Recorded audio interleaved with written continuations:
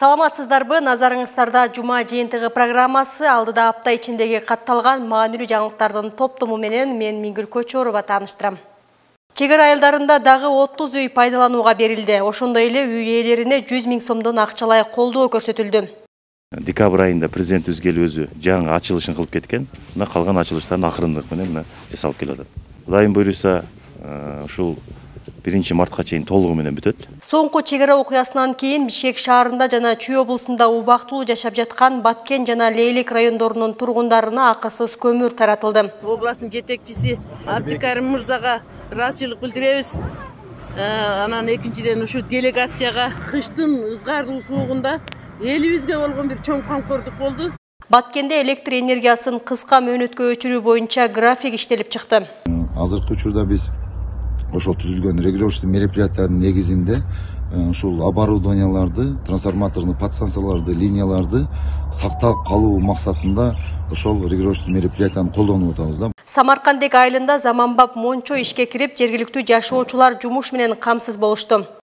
Ушул ДРСК бизге жардам берип, ушулордун акыркы эмеси ошолордун күчү менен бүтүрдүк ишке киргиздик. Баткенде кышкы туризмди өнүктүрүү жакшы жолго коюлууда. Учурда Кадамжай районунда 3 кышкы эс алуу жайы иштеп жатат. Коопсуздук боюнча бардык боюнча келгендер жакшы ойноп кетишиге шарт түзүп беребиз, аракет кылабыз. Алдыда ушул жана башка жаңылыктарга кененирээк токтолобуз, бизден алыстабай туруңуз. Баткен районунун чек ара айылдарында дагы 30 үй бүткөрүлүп, үй ээлерине тапшырылды. Аксай айыл аймагында 20, Миңөрүк айылында 6, Карабак айылында 4 үй пайдаланууга берилди. Президенттин иш башкаруучусу Каныбек Туманбаев курулушу аяктаган үйлөрдүн ээлерине президент Садыр Жапаровдун атынан 100 000 сомдон тапшырды. Ал эми калган үйлөрдүн алды аяктоо алдында бүтө электеринин 80-90% жумуштары аткарылган. Турак жайлардын жумуштарын мартта толук бүткөрүлүп, ээлерине өткөрүү тапшырмасы коюлду. Алдыңкы 10 күн ичинде дагы 30га жакын үйдүн курулушу аягына чыгат. Аксай айылынын жашоочусу Канатбек Умарбек уулу бүгүн үй бүлөсү менен жаңы бүткөн үйүн көрүү үчүн келген. Алардын буга чейин жашап жүргөн үйү сентябрь айындагы чек ара окуясында өрттөлүп, жараксыз абалга келген. Жаш үй бүлө буга чейин Баткен шаарында жашап жаткан. Эми алар жаңы үйгө көчүп келип, анда тойлорду өткөрүүнү максат кылып жатышат. Буга чейин 200 000 компенсация берген. Бизге азыр үйүбүздү бүтүрүп, жакшына кылып куруп берди. Бүгүн күлүүчүбүз тапшырат, ошо келип жашайбыз. Бардык шарты менен жакшы салыныптыр. Президентибизге рахмат. Бүгүн буюрса күлүүчүн тапшырат. Азыр кичине күн суук экен, жаңы үй суук болот го. Жаш бала менен кичине кыйналып калат экенбиз суукта. Күн ылыса көчүп келебиз, буюрса азыр акырындан көчүп келатабыз. Ушул жаңы үйдө буюрса кызыма бешик той кылабыз. Тойлорду кылып, ушул үйдө жакшылыктар болсун, тынчтык болсун элибизде. Кандайсыздар, жакшысыздарбы? Бул сиздин үйүңүзбү? Жылуу үйгөн үй. Караңыздар, аябай жакшы.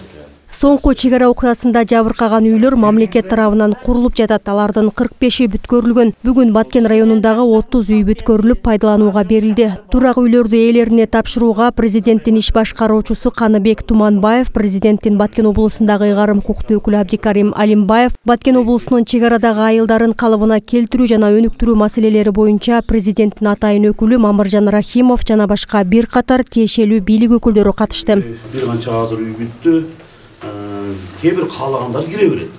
Анан кээ-бирөөлөр кышында бизге жайгашып, ал жерде жылгысы келбей, кичине жылыганда көчүп келебиз дегендер дагы бар да.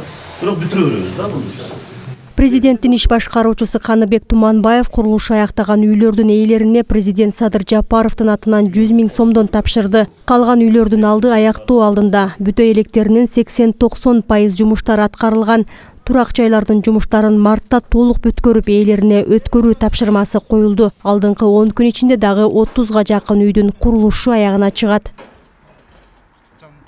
Бул 2 айда жеңилдетилген снип панель менен салынат деген, салабыз деген ойлор болгон.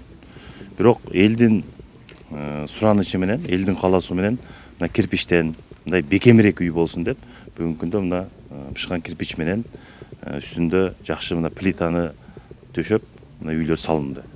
Бүгүнкү күндө өзүңөргө жакшы белгилүү Баткен областы боюнча 425 үй салынды. Кудайым буйруса, ушул 1 мартка чейин толугу менен бүтөт. Толугу менен бүткөрүлүп тапшырылат. Ошол убакта оор мезгил болгон. Ошол эле строительдердин иштеши, ошол эле келип качып кеткен строительдер болгон. Бирок бүгүнкү күндө 30дан ашык компания иштеп атат. Основном бүгүнкү күндө иштеген строительдер ушул Баткен областынын ушул куруучулары. Ошолор куруп бүгүнкү күндө өзүңөр көрүп тургандай декабрь айында президентибиз келип өзү жаңы ачылышын кылып кеткен. Мына калган ачылыштарын акырындык менен жасалып келип атат. Чегара окуясында жабыркаган ар бир үй мамлекет тарабынан кайрадан салынып, заманбап типте бүткөрүлгөн 7 бөлмөдөн турат. Конок үйү, жатакана, ашкана, санузели бар. Ошондой эле ар бир үйгө жылытуу системасы киргизилген. Миңөрүк айылынын тургуну Мухтар Ашуров жаңы үйүнө киргенине 1 жума болду. Бардык шарты менен бүткөрүлгөн заманбап турак үй үчүн ыраазычылыгын билдирет. Ал өзүнүн да жеке салымын кошуп, үй эмеректерин жасатып алган. Учурда ал үй бүлөсү менен жаңы үйдө толук кандуу жашоо турмуш өткөрүп жатат. Мен просто ичини мен өзгөрттүм да. Өзүмө ыңгайлуу кылып шарт түзүп бердим. Балдарым үчүн, нерелериме. Эртең күндө балдар мисалы могу жерде бемалал кеңири ойнойттор. Отуруп телевизор коюп неме кылаттар. Өзүм строительмин да. Өтө сонун салынды үйлөр. Өтө мындай азыркы мемеге заман талапка караганда өтө жакшы меме болду. Анан мамлекет өтө бизге жакшы жардам берди. Мамлекетке рахмат, президентибизге рахмат. Кыргыз элиме рахматчы. Бүгүн 18 январга карата Баткен районунун аймагында жалпы 30 үй пайдаланууга берилди. Анын 20сы Аксай айыл аймагында. Ал эми Миңөрүк айылында 6 үй, Карабак айылында 4 үй бүткөрүлүп, үй ээлерине тапшырылды. Мындан сырткары жарандарга 100 000 сомдон акчалай жардам да көрсөтүлдү. Белгилей кетсек, буга чейин да үйлөр бир канчасы бүткөрүлүп ээлерине тапшырылган. Учурда облус аймагында жалпы 45 үй пайдаланууга берилди. Ошо мамлекеттик комиссиянын чечиминин негизинде ушу үй күйгөндөргө биринчи кезекте бул бүгүнкүдөй заманбап үйлөрдү салып берүү, ошол менен бирге убактылуу жашап турганга 200 сом жөлөк пул берилип баарына таркатылып берилген. Ошол эле замат 200 000 сом. 200 000 сом, 100 000 сомду мына бүгүн үй бүткөндө ушул жердеги ички ошо үй эмеректерин же болбосо жанагыдай керектүү буюмдарын алуу боюнча 100 000 сомдон бүгүн таркатып берип жатабыз. Жалпысынан бүгүнкү күндө 45 үй аягына чыгып, мына бүгүн дагы ачылышы болуп атат. Күнүгө үйлөр бүтүп жатат. Кээ бир элдер келип жашагандар дагы болуп жатат. Кээ бирөөлөрү үйлөрү бүткөндөр айтып жатат, биз күн ысыганда баралы, анткени биз башка жака жайлашып калдык депчи. Сентябрь айындагы чегара окуясында Баткен районунун жана Лейлек районундагы турак үйлөр жана социалдык объектилер жабыркап, жараксыз абалга келтирилген. Ал эми мамлекет тарабынан 1 миллиард сомдон ашык каражат бөлүнүп, турак үйлөрдү калыбына келтирүү иштери башталган. Бүгүнкү күндө 425 үй салынып жатат. Алардын 45-си бүткөрүлүп, пайдаланууга берилген. Аларды куруу үчүн 30дан ашуун компания иштеп жатат. Министрлер кабинетинин төрагасы Акылбек Жапаров жана төраганын орун басары Бакыт Төрөбаевдин колдоосу менен Бишкек шаарында жана Чүй облусунда убактылуу жашап жаткан Баткен жана Лейлек райондорунун тургундарына акысыз көмүр берилди. Аталган саамалык президенттин Баткен облусундагы ыйгарым укуктуу өкүлчүлүгү тарабынан уюштурулуп, райондук администрациянын жана айыл өкмөттөрдүн берген тизмесинин негизинде таркатылды. Тема боюнча кененирээк кесиптешимдин материалында. Кыргыз көмүр ишканасы көмүрдү даректерге жеткирип, Чүй облусунун жана Бишкек шаарынын жергиликтүү бийлик өкүлдөрү жарандарга таркатууда көмөк көрсөтүүдө. Акысыз көмүр негизинен Бишкек шаарында жана Чүй облусунун аймагында чегара окуясынан улам эвакуация болуп, убактылуу жашап жаткан Баткен жана Лейлек районунун тургундарына берилүүдө. Ал эми көмүрдү таркатууда жеринде облустан барган атайын топ иш алып барып жатат. Чегара айылдарында жабыр тарткан элдерибиз убактылуу баш калкалоо үчүн Бишкек, Чүй облусунун аймактарында жашап атышат. Анан бул маселеде кышкы көйгөйдө суук түшүп, элде баягы жылытуу маселеси пайда болду. Анан Кыргыз Республикасынын президенти Садыр Жапаров, кабинет министрлеринин төрагасы Акылбек Жапаров, Багыт Эргешевич кабинет төрагасынын орун басары.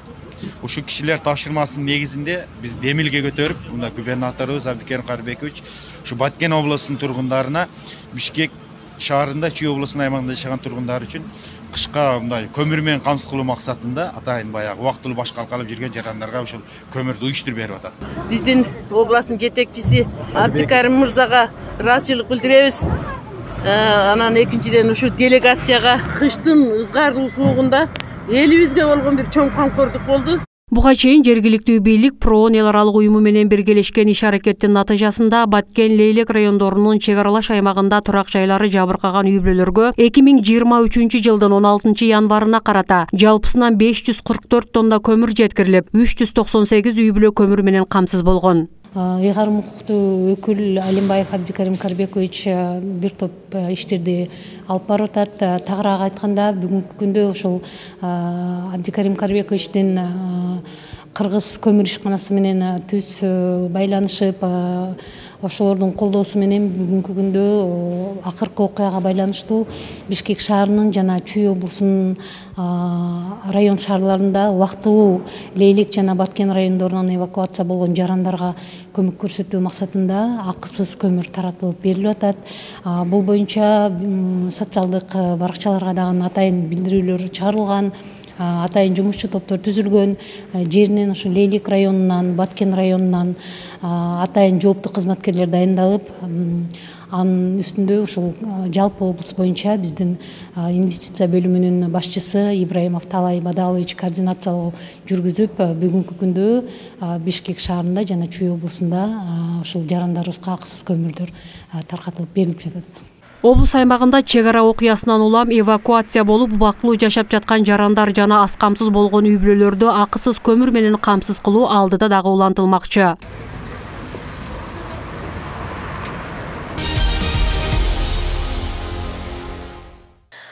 Өлкө аймагында аба ырайынын кескен төмөндөп кеткендигине байланыштуу бир нече күндөн бери электр энергиясын маалы менен өчүрүүлөр болуп келет.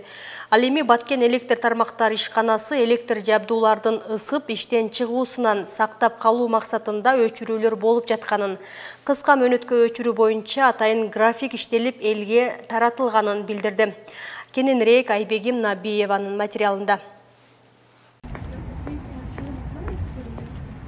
Быйылкы кыш анамалдуу суук менен коштолуп электр чубалгыларына өзгөчө күч келүүдө. Жалаң гана бизде эмес, жалпы эле Борбор Азия мамлекеттеринде да бул көйгөй жаралып жатат. Мисалга Өзбекстан Республикасында да турак жайлар жарыксыз, газсыз калууда. Бирок алар өзүнүн сабырдуулугун көрсөтүп, туура кабыл алып чыдамкайлык менен туруштук берип, табияттын сыноосунан татыктуу өтүүгө аракетин кылып жатат.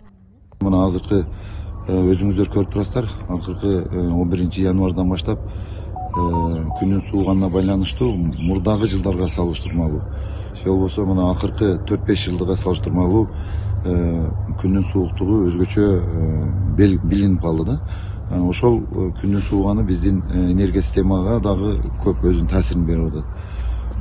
Азыркы учурда биз ошол түзүлгөн регулировочный мероприятиянын негизинде ушул оборудованияларды, трансформаторный подстанцияларды, линияларды сактап калуу максатында ошол регулировочный мероприятияны колдонуп атабыз да. Электр тармагында жаралып жаткан көйгөйдүн негизги себеби жабдуулардын эскилиги жеткендиги. Аларга жүктөм күч алганда эле көтөрө албай жаткандыгын жана аларды оңдоп жаңылоого убакыт керек экендигин адистер билдиришет. Ал эми электр тармагында эмгектенген кызматкерлер күн-түн ысык суукка карабастан ишин жоопкерчиликтүү аткарып жаткандыктарын айтышат. Мен жекече оюм негизи биздин өлкө негизи эле кыш айларында негизи бизге эч кандай кыйынчылык жеткирген жок негизи. Эшиктүү деңгээлде берип атты. Бирок эми өзүбүзгө жалпыбызга маалым болгон эле кечээки суукта бир аз элибиз тараптан да колдонуулар көп болду деген маалыматтар да бар, өзүбүз эле көрүп атабыз. Бирок азыр эртең менен анан кечинде 2-3 саатта өчүрүп атат ал жактан. Кыргызстанда электр энергиясы өчүрүлүп экономдолуп атат. Негизи бардык нерсени экономдогон жакшы. Биздин келечек жаштарга, эмки бизден кийинки муундарга үлгү болушубуз керек. Алар дагы барган сайын экономдош керек. мына дүйнөдө суулар тартышпап атат. Ошо бара-бара бул экономдоо эле өткөрө берсек, кеңир колдоно берсек, кийинки балдарыбыз, кийинки муундар, кийинки жаштар суусуз, электр энергиясыз калып кетиши мүмкүн.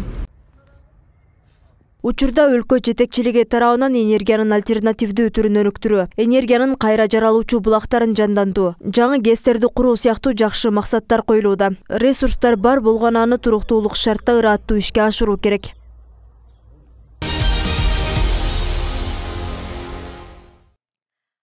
Мурдагы СССРдин курамындагы турган өлкөлөр, анын ичинде Кыргыз, Өзбек республикалары экономикалык, социалдык, маданий жактан тыгыз мамиледе болуп турган. Анын бир далили Кубасай шаарындагы цемент заводу негизги сырьёну Кызыл Кыя шаарынын аймагынан алып тургандыгы айтылат. Бул соода-экономикалык мамилелер Союз ыдырагандан кийинки мезгилде да тагыраагы 90-жылдардын аягына чейин уланып келген. Ал эми экономикалык, социалдык мамилелердин уланышы менен сөзсүз түрдө эки элдин маданий жаатына да таасирин тийгизген. Кыргыз Өзбек элинин достугу тууралуу кезектеги материалда. Кече келгүмдүр дибон, ул сарвы гүлрө келмады. Көзлөрүмгө кече таң, өткүнчө уйку келмады. Өзбек тилинде окуу жүргүзгөн Кызыл Кыя шаарындагы номер 5 мектеп залкар жазуучу Чыңгыз Айтматовдун ысымын алган. Мектептин окуу программасында кыргыз-өзбек чыгармалары киргизилген. Алсак, өзбек элинин улуу акыны ойчулу Алишер Навайинин, ошондой эле кыргыздын белгилүү жазуучусу Чыңгыз Айтматовдун чыгармалары китепканадагы бир текчеден орун алган. Бул жерде мен 17 жылдан бери иштеп келем. Биздин китепканада кыргыз тилдүү хамда өзбек тилдүү китептер бар. Биздин китепкана жуда ham чоң. Бизде кыргыз тилдүү китептер хамда өзбек тилдүү китептерди, эки түрдүү китептерден балдар олуп окушат. Окуучулардын 72% өзбек улутундагы балдар түзөт. Мектепте даанышман улуу жазуучу Чыңгыз Айтматов атындагы музей каанасы бар. Кыргыз элинин кол өнөрчүлүгү жана өзбек элинин кол өнөрчүлүгү журулуштуруп, ушундай биз көргөзмө жасап койгонбуз.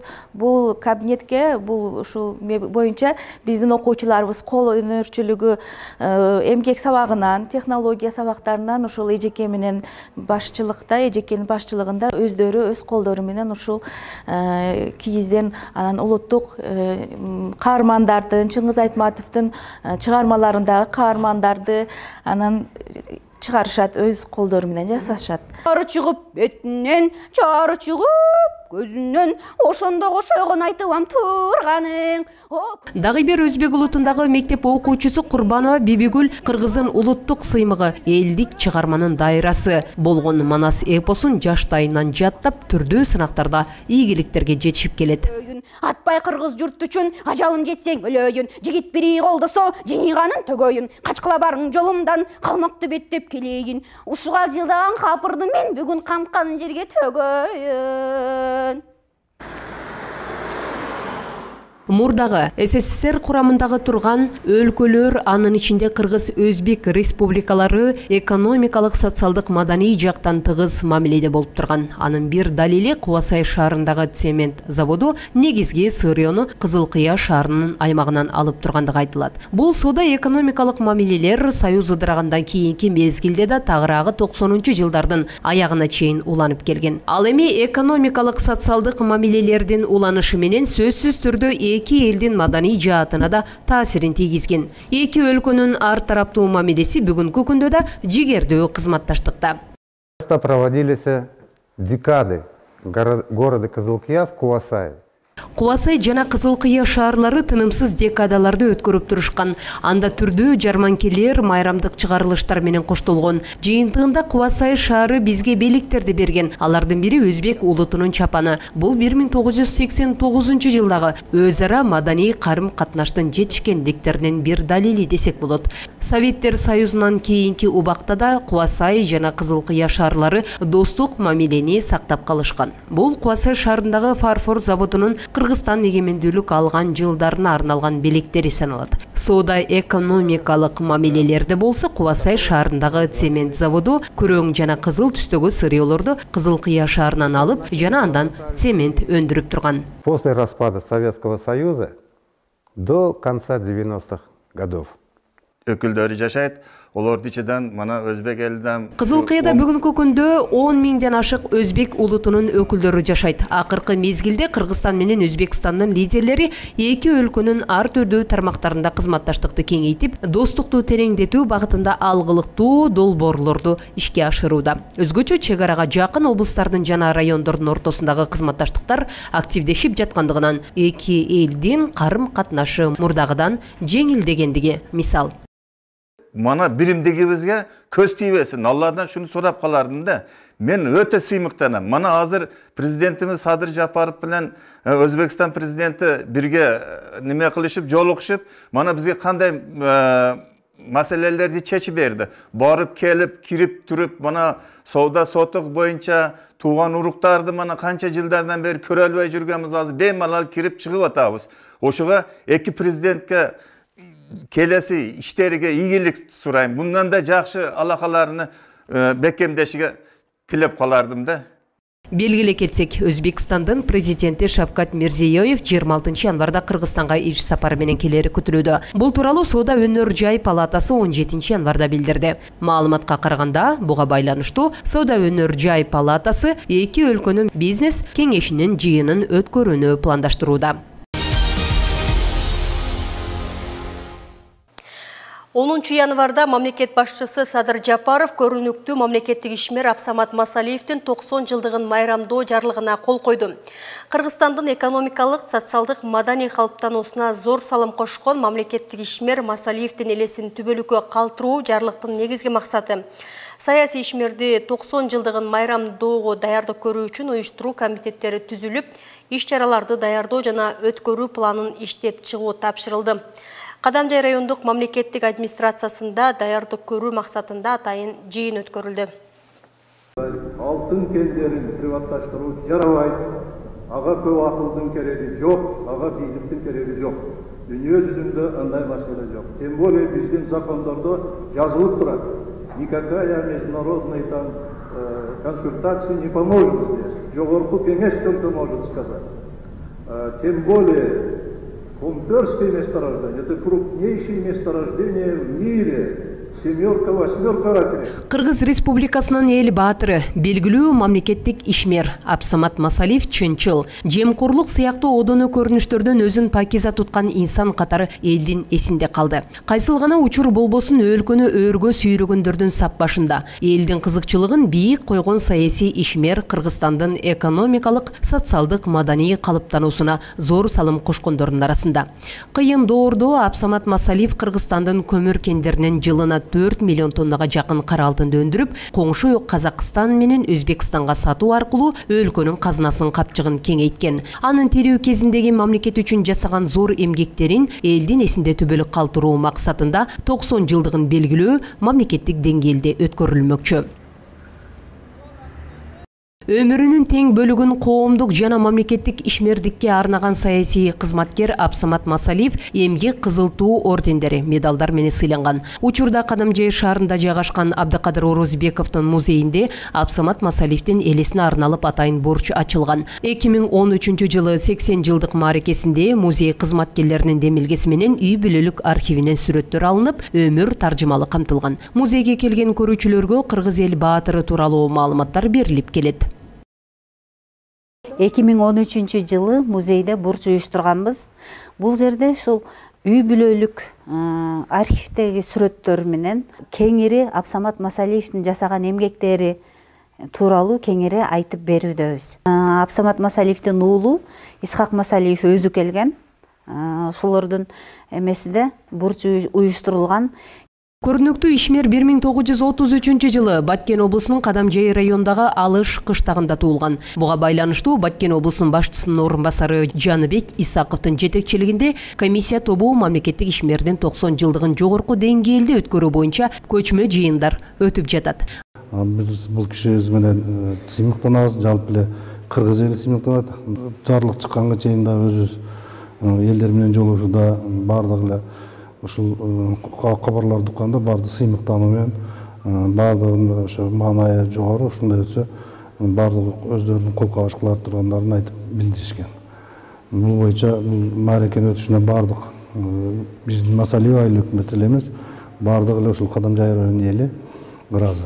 Масалиевдин тарыхтагы орду жана анын ишмердүүлүгүн калктын калың катмарына жеткирүү негизги максат. Уюштуруу тобунун мүчөлөрү Кадамжай районунда жана кичи мекени Масалиев айыл өкмөтүндө, ошондой эле анын ысымы берилген Кадамжай шаарындагы мектепте атайын музей каанасын ачып, кеңири маалыматтар менен толуктоону сунушташты. Анда мамлекеттик ишмер тууралуу маалыматтарды кеңейтүү, экспонаттар менен толуктоо колго алынат.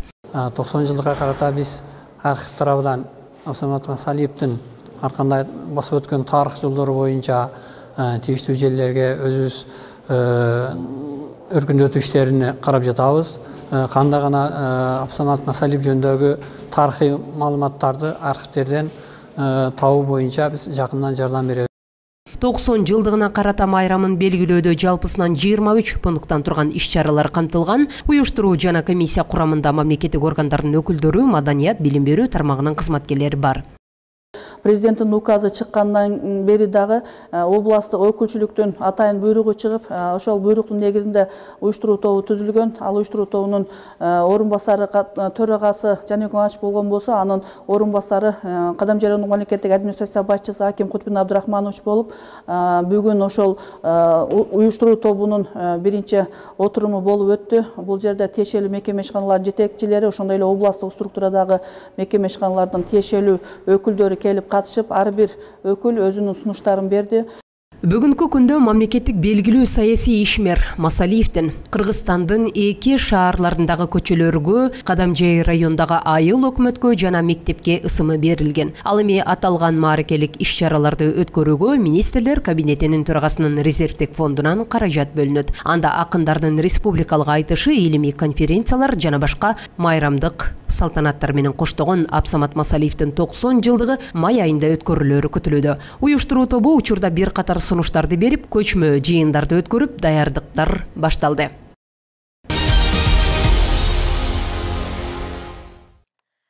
Баткен облусунун аймагында жеке ишкерлердин саны күн өткөн сайын өсүп жатат. Алар аймактын социалдык экономикалык абалын жакшыртууга салым кошуу менен бирге жергиликтүү тургундарды да жумуш менен камсыз кылып келишет. Өткөн жылдын соңунда Баткен районунун Самаркандек айылында жаңы заманбап мончо курулуп пайдаланууга берилген. Буга чейин айылда жашоочулар жумуш орундарынын жоктугунан улам кошуна айылдарга же болбосо район борборуна келип иштеп кетсе, эми өз айылында да жакшы маян алып иштөөгө мүмкүнчүлүк түзүлдү. Теманы Сабира Абдисаматова улантат. Самаркандта өзүңүз билесиз, эч кандай бир жерде ишкана жок. Радыбек Жолдошов жаш ишкерлердин катарын толуктайт. Ал 2018 жылы жеке каражаты менен өзү туулуу өскөн айылына заманбап мончо курууну колго алган. Бирок акыркы 2-3 жылдан бери чек ара маселесине байланыштуу курулуш иштери аягына чыкпай келген. Биз бул баняны 2018 баштаганбыз. 2018 жылдын башында. Мына ошондо 4 жыл дегенде ара умтурдук банянычы. Бул баня салабыз деген максатыбыз бар болгондо буга чейин. Баткен районунун Самаркандек айылы Тажикстан Республикасы менен чектеш жайгашкан. Айыл эли көбүнесе дыйканчылык, мал чарбачылыгы менен алектенет. Акыркы жылдары Самаркандек айылында да жеке ишкерлердин саны өсүп, айылга көрк берген имараттар курулуп, айыл элин кошумча жумуш орундары менен камсыз кыла баштаган. Самаркандек айылдык өкмөтүгө жаңы баня ачылды. Илгертен бери мындай баня жок эле. Şu банянын ачылганы элге жакшы болду. Баняга элге иш болуп калды, мына 7-8 адамга иш жумуш орду ачылды. Акыркы кыргыз-тажик чек арасындагы чырдан улам ишкердин имараты да жабыркап, мамлекет тарабынан кайтарымсыз насыя берилип, мончо толук түрдө бүткөрүлүп, пайдаланууга берилген. Баня өзү ушул 1 октябрга ачабыз деп эме кылган болчубуз. Ушу Тажикстан кол салуусунан кийин мына өзүңүздөр көрүп турасыздар, элдердин немеси сустап объект мына жабыркады, октор тийди, жандарыбызга минометтер түштү. Ошентип 3 ай артка чөйүлүп мына бүгүн ачып отурабыз баняны. Урматтуу президентибиз Садыр Жапаровго чоң ыраазычылык билдиребиз. Ушул Баткенден ушул Ераскадан РСКда иштеген немелерге да ыраачылык билдирип кетем. Ушул РСК бизге жардам берип, ошолордун акыркы эмеси ошолордун күчү менен бүтүрдүк ишке киргиздик да. Чек ара айылында мындай жакшы самалык айыл элин кубантпай койбойт. Анткени толук шарты менен курулган Мончодо учурда 7 киши жумуш орундары менен камсыз болгон. Ошону менен катар эле айыл жаштары үчүн да эс алуучу жай болуп калды. Биз мына уруш болду деп эле бүтүрбөй коюп, таштап коюп, эч жакка кетпейбиз биз. Ошол эми кичине болсо да бул Самаркандга келине көрк болду. 7-8 адам менен иш камсыз болду. Соңку жылдары өлкөдө кышкы туризмди өнүктүрүү жолго коюлуп, эс алуучулардын катары көбөйүүдө. Тоо койнунда эс алуу үчүн чет мамлекеттен келген туристтердин саны да жыл санап өсүп жатат. Алар Кыргызстандын өзгөчө жаратылышы, таза абасына суктанып кетишет. Баткен облусунда да кышкы эс алуу жайлары ачылып, жарандар үчүн ыңгайлуу шарттар түзүлүүдө. Бүгүнкү күндө Кадамжай районунда 3 кышкы эс алуу жайы иштеп жатат. Кененирээк кийинки репортажда. Биз азыр Айдаркен шаарына жакын жайгашкан деңиз деңгээлинен 2200 метр бийиктикте жайгашкан Достук эс алуу жайындабыз. Бул жай 2017-жылы достордун демилгеси менен Баткен облусунда алгачкы кышкы эс алуу жайы болуп ачылган. Жыл өткөн сайын бул жерде атайын шарттар жакшырып, эс алуучулардын дагы саны артып келет. Акыркы жылдары коңшу Өзбекстан Республикасынан дагы жарандар келип эс алып жатышат.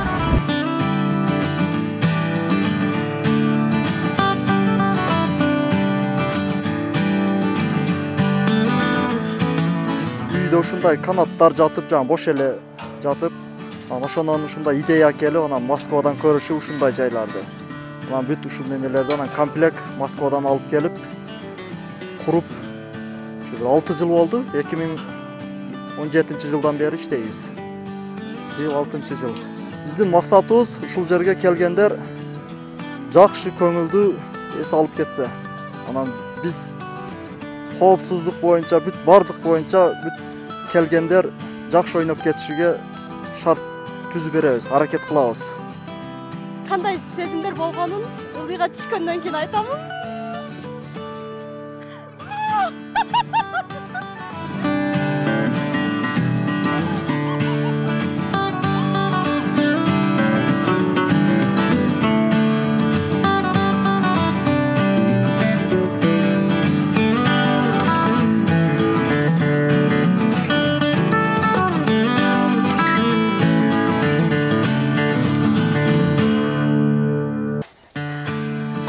Чынында мындай сөз менен айтып бергиз эмоция тартылат экен. Башында түшүп атканда менде коркуу сезими болду, чын айтканда. Бирок бул жака түшкөндөн кийин ал коркуу сезими кандайдыр бир сонун эмоцияга, адреналинге айланат экен.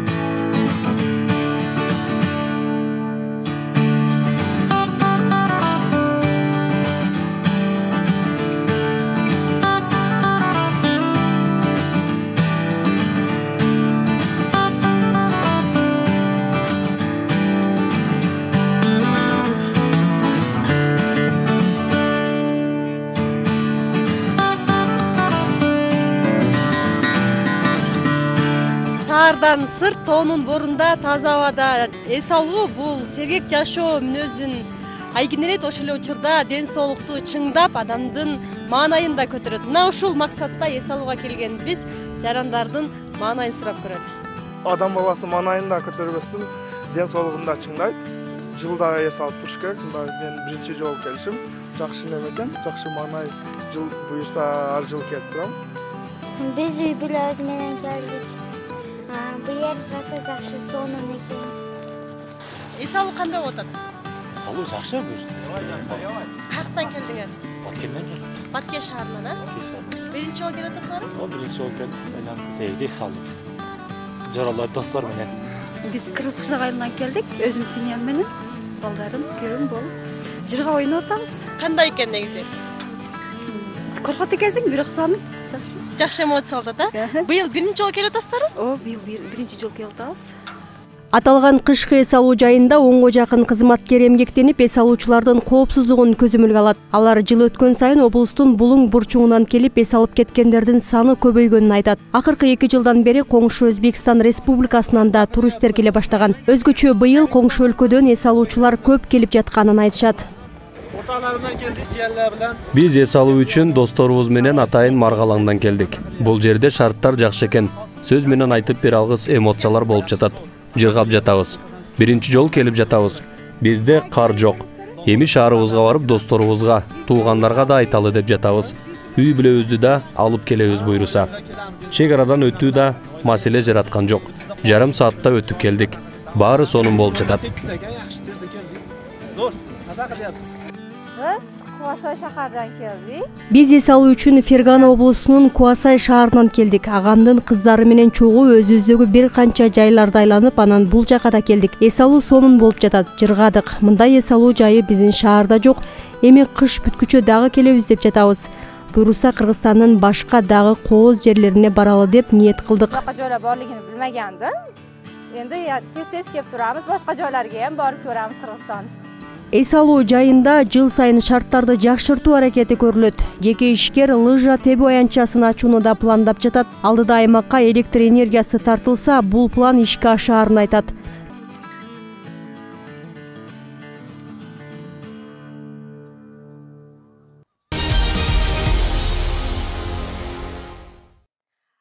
Сиздер узаган апта ичинде катталган маанилүү кабарлардын топтому менен тааныштыңыздар. Мен коштошомун. Эс алуу күнүңүздөр көңүлдүү улансын.